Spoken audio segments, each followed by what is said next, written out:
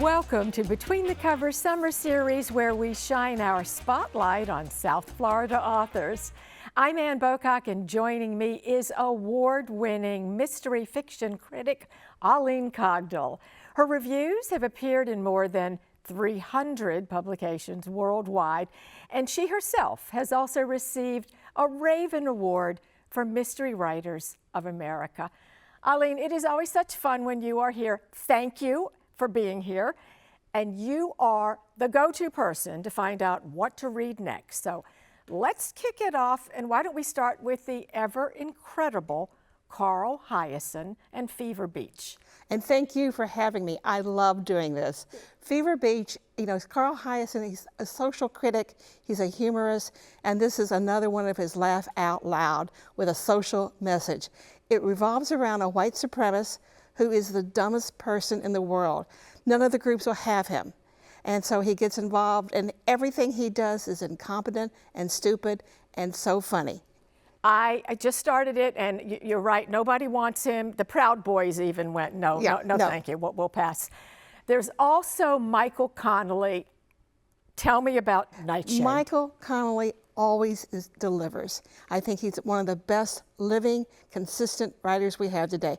This launches a new series, and it's set in Catalina Island, which is an area I don't know about, but it's 20 miles from Los Angeles and a small town, and it's about a new sergeant who's sent there, and he gets involved with the local people there, with the rich and also the tourists who come every week. It's a great series launch, and I think it's going to have a lot of movement.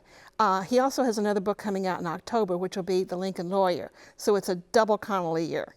With The Lincoln Lawyer and Bosch and this new book, I mean, we're set. We are. We're indeed set. Laura Lippman has been on the show several times. I know she has a new book, Murder Takes a Vacation. Yes, and what she does is she combines the amateur sleuth with a hard-edged plot. And it's about a woman who's 68. She's been a widow for 10 years. She's always lived a very simple life, but she finds an $8 million lottery ticket in the parking lot.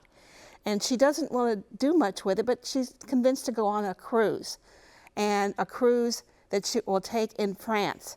And it is a fun trip. I want to be with this woman every time. And of course, it's not smooth sailing. That's good for the readers. $8 million lottery ticket. What could go wrong? Exactly. Megan Abbott, I love her books. The last time she was with us, it was a ballet story. I think it was called The Turnout. The new book, totally different, El Dorado Drive? Yes, it takes place in Michigan, in Grosse Pointe, and it's about scams. She's such a smart writer. It's about scams, women perpetuating scams on other women. And it's about three sisters, they're broke.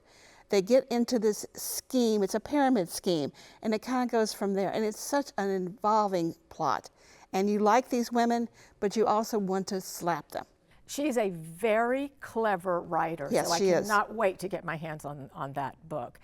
Elaine Viets, who lives in South Florida, one of the natives, has a new book, and does she also have a new character? New character, new series, new everything. The book is Sex and the Beach, or Sex and Death on the Beach. Yes, that's it. Okay.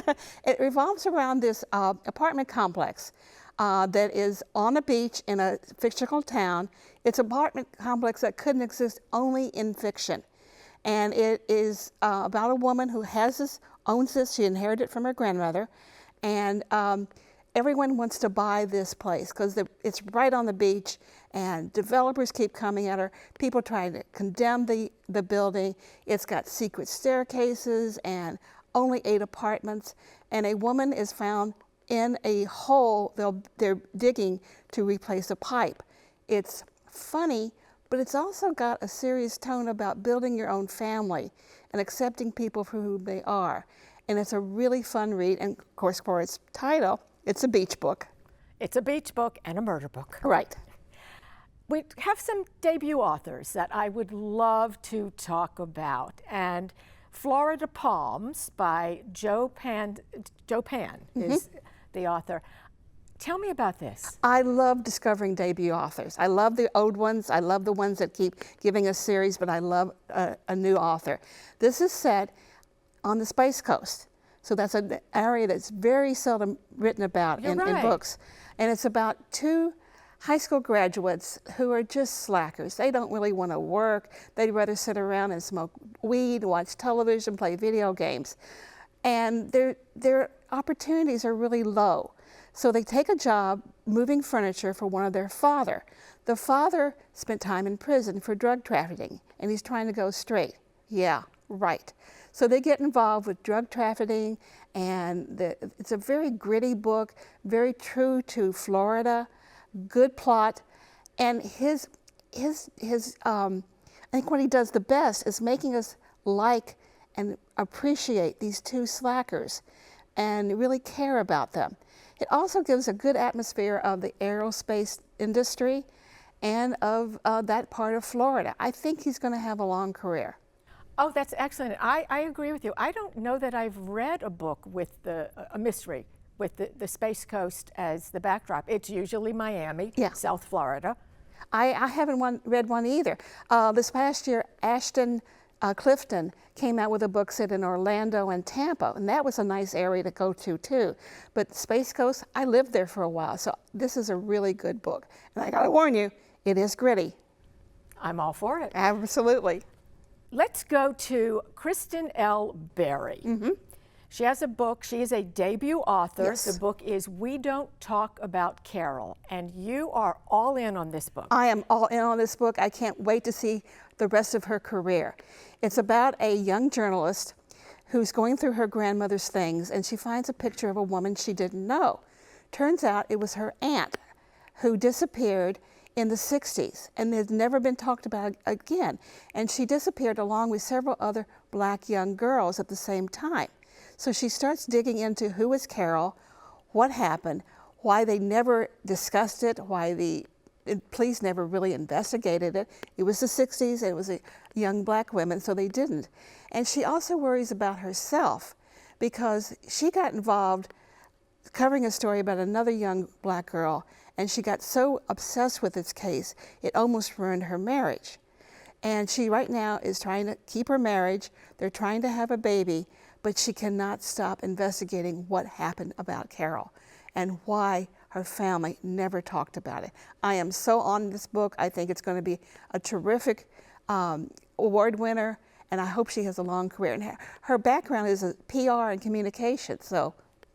That is fascinating. I'm putting this at the top of my list. Oh, please do. All of these are going to be wonderful reads. It is always so good that you are here to tell us this, and I look forward to every one of your Sun Sentinel reviews.